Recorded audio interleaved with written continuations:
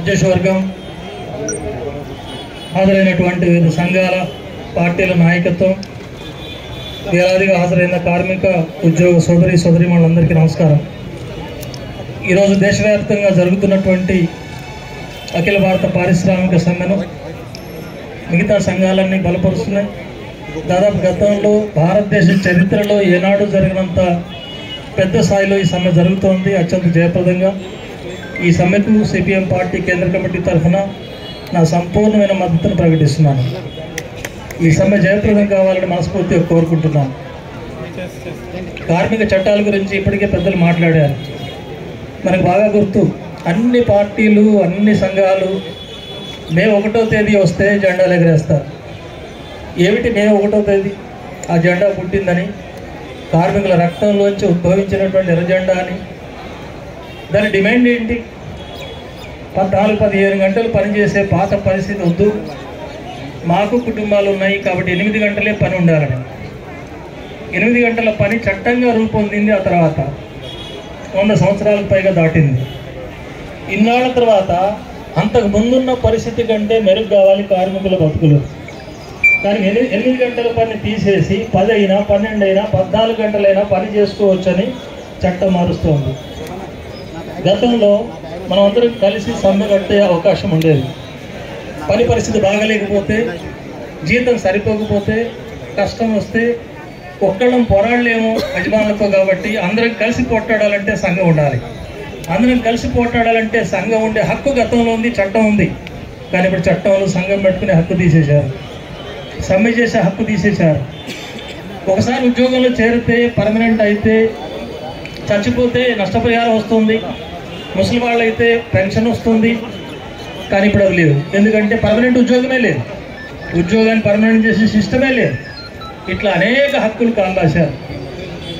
ఇంకొక విషయం మీరు గుర్తుపెట్టుకోవాలి, ఇది కార్మికుల సమ్మె మాత్రమే కాదు. పని గంటలు, జీతాలు, సమ్మె హక్కులు, భద్రత ఇది మాత్రమే కాదు. దేశంలో అపారంగా ఉన్న రైతాంగం యొక్క ఎంఎస్పి, మినిమం సపోర్ట్ ప్రైస్, కనీస గిట్టుబాటు ధర కావాలని చేస్తున్న డిమాండ్కు మద్దతుగా ఈ సమ్మె జరుగుతోంది. అఖిల భారత రైతు సంఘాలన్నీ కలిసి ఎస్కేఎం ఆధ్వర్యంలో ఈ సమ్మెకు సపోర్ట్ ఇస్తున్నాయి.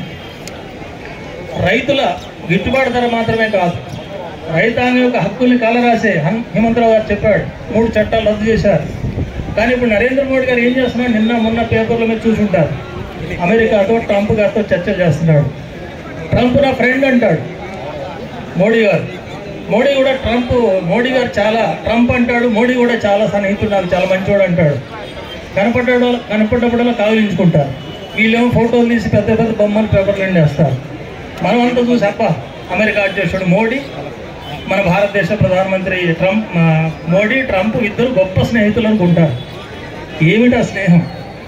ఇప్పుడు ట్రంప్ గారు మన దేశంలో సుంకాలు తీసేయమన్నాడు. అమెరికా నుంచి వచ్చే సరుకుల మీద ట్యాక్స్లు వేయొద్దు అంటున్నాడు.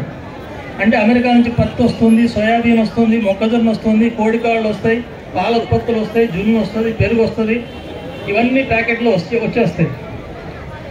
మరి వాటి మీద పన్ను వేయకపోతే అమెరికాలో రైతులకు, ఒక్కొక్క రైతుకు సరాసరి 60,000 రూపాయల సబ్సిడీ ఇస్తుంది గవర్నమెంట్. భారతదేశంలో రైతుకి ఇచ్చే సబ్సిడీ కేవలం 2,000. అంత సబ్సిడీ పొందే రైతు అక్కడ పండించేది చాలా చౌకగా పండిస్తాడు. ఇప్పుడు ఇక్కడ 7,000 రూపాయలు క్వింటా ఉంది, అక్కడ 4,000కి క్వింటా పత్తి తయారవుతుంది. ఆ పత్తి దేశంలోకి వస్తే ఈ పత్తి రైతు బతుకుతాడా? పత్తి వ్యవసాయం ఉంటుందా మన దేశంలో? అక్కడ నుంచి సోయాబీన్ వస్తే ఇక్కడ సోయాబీన్ రైతులు ఉంటారా? మన తుమ్మల నాగేశ్వరరావు ప్రకటన చేశాడు. ఏమనంటే ఆయిల్ ఫామ్ పన్నును తగ్గించారు. 27% ఆయిల్ ఫామ్ పన్ను ఉండేది గతంలో ట్యాక్స్. ఇతర దేశాల నుంచి ఆయిల్ ఫామ్ మన దగ్గరకు వస్తే 27% ట్యాక్స్ ఉండేది, దాన్ని 17కి తగ్గించారు. ఇంకా 10కి తగ్గించాలని అమెరికా కోరుతోంది, 44కి పెంచాలని తుమ్మల నాగేశ్వరరావు కోరుతున్నాడు. అంటే మోడీ ఎవరు మాట వింటున్నాడు? అమెరికా మాట వింటున్నాడు. కోడి కాళ్ళు తీసుకొస్తారట మన దేశానికి.